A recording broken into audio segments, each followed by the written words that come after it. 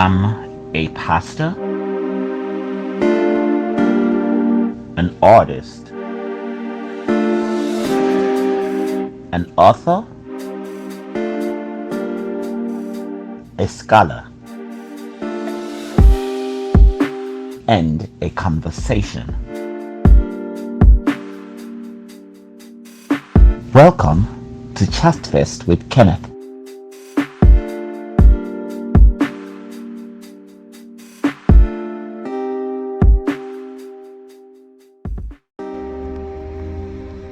Good morning and welcome to another episode of Chatfest with Kenneth.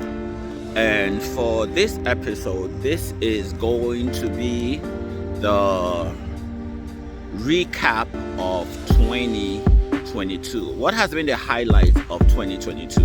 What blessings have I achieved? What promotions have been attained? What upliftments has God enabled in my life? I'm just going to reflect on those. So to commence this or to start this off, for 2021, when I was doing a wrap up of 2021 and coming into 2022, my resolution for 2022 was inviting God into the basement of my life. So basically, I was tired of repressions and suppressions. I was done with it, because the call of Christ on our life is not to bring us to a place where we repress and suppress, but we're still the same. No, it's a place of transformation, and transformation cannot occur when you don't admit and acknowledge what is there. And so for 2022, January 2022, my resolution was, I'm going into the basement of my life. I'm not staying in the living room where it's all fancifully cleaned up and it looks all nice and presentable, to like a presentable facade for people to see, and everything is great, and then I have my baseline, my bottom line moment of going into the basement, indulge in depravity, and then sneak back up. I was like, no, for this year I'm going into my basement. I'm taking God into my basement, or we're just going to sit down with all my specters, ghosts, and demons, and let's just sit down and have a grand old time. And that's exactly what I did. I didn't really think it through when I did it. I was just following the promptings of my heart. And so, yes, the first half of 2022 was really trying, because now I had to come face to face with things I had been repressing, things I had been suppressing, things I really couldn't come I wasn't ready to deal with. I had to deal with it. It was a shock. No distractions, no face to face. And best decision I ever made, because I came face to face with me. I looked at me. I thought I was at peace with me, but I came in touch with parts of me that I still had insecurities and inferiority complexes to deal with, and I dealt with it and came out on the other side. So that's something I'm eternally grateful for it doing. Second thing I am grateful for, two organizations that I had relationships with in this year. One is CIM Group, where I worked. I was grateful for the opportunity to have worked there, because I discovered abilities about myself that I didn't know. I became a coordinator. I was handling problems for a 940 apartment community, and just daily dealing with resident issues and resolving it, and challenging myself and seeing my ability and what I could do, handling contracts with vendors, relationship with vendors, managing them. And I had to break two contracts, look through the contract agreements, and use my ability to evaluate and navigate and break it. And I didn't really know that part of me that I could handle that, and that was an opportunity for me that I'm eternally grateful for. Another organization was the Ijaw Diaspora Council, IGC.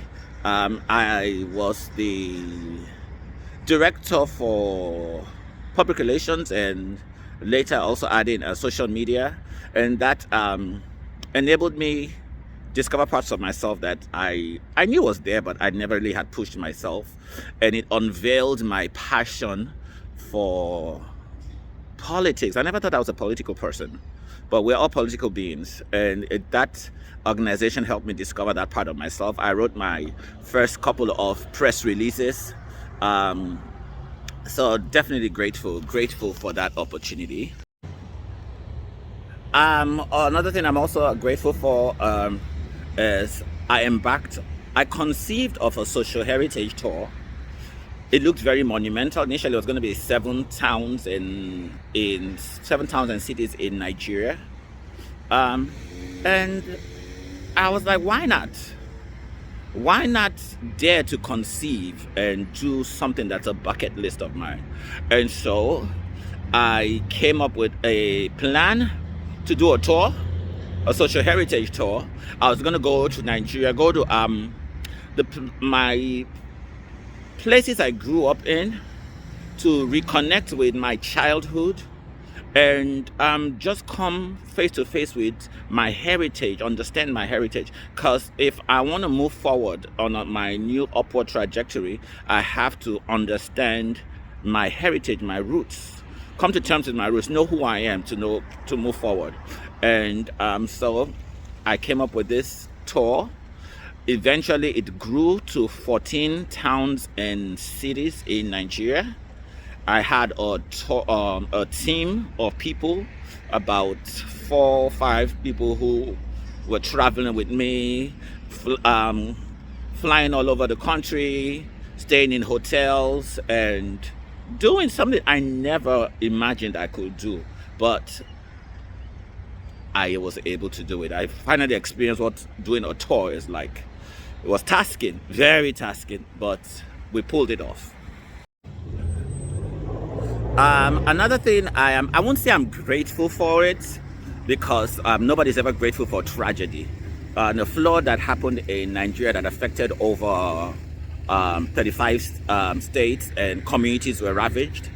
Yes, it was a catastrophe, but in the catastrophe, I discovered that we Nigerians are able to come through together in the face of adversity, to work for each other, to come together.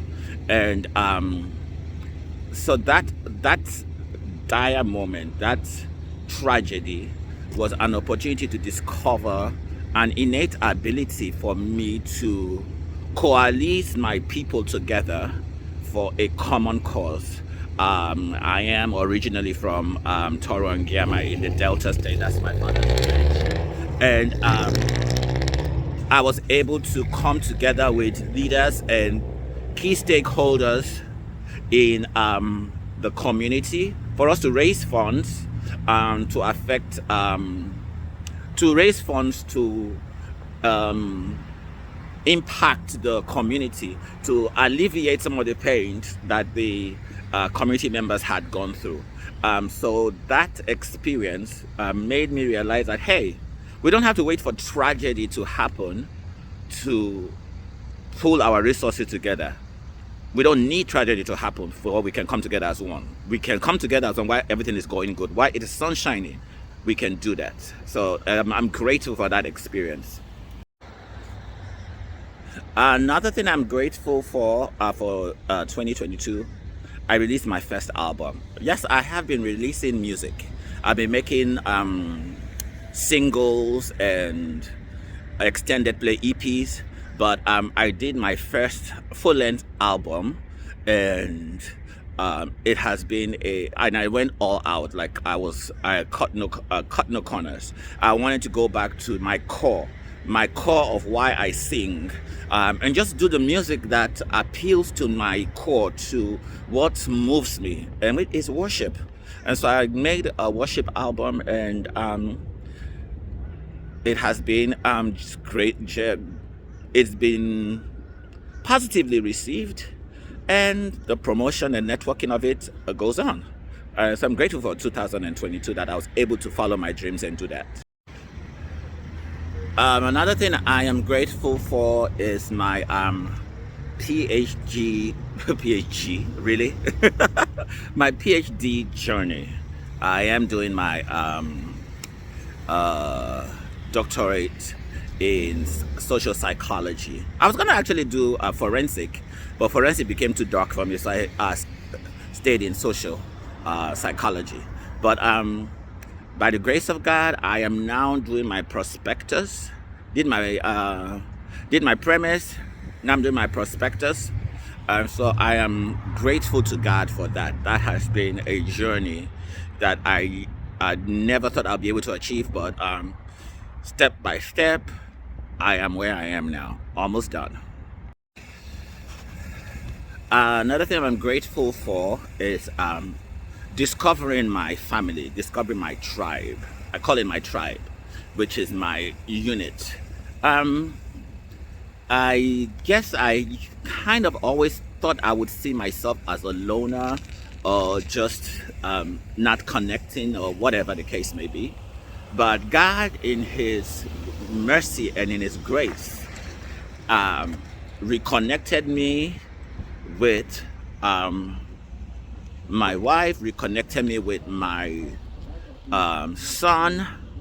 And not only do I have a son now, I have sons. I have people who are depending on me, people who are standing on my shoulders, and reaching for the stars. And I am grateful for the opportunity to be an influencer, to influence the lives of people, to uplift people, to be a mentor. God gave me my own tribe, my own people that I call my own, and I'm grateful for that. And lastly, I am grateful for God for discovering who I am. I am the son of my father and the son of my mother. I guess I never really understood the core of who I am until this year. This year, I discovered who I really am. I am the son of my father. My father is Professor Apanwe. And this year I was able to connect with him, even though he's late. I was able to connect with my heritage in him and find out that I am Professor Apanwe Jr. Yes, it has caused some people to be upset with me for daring to own the heritage of who I am in my father, but I don't care. I know who I am in him. I know what he has invested in me, and I own it unabashedly, unapologetically. I own it to be Professor Apanwe Jr. I am the son of my father. And also, I owned being the son of my mother.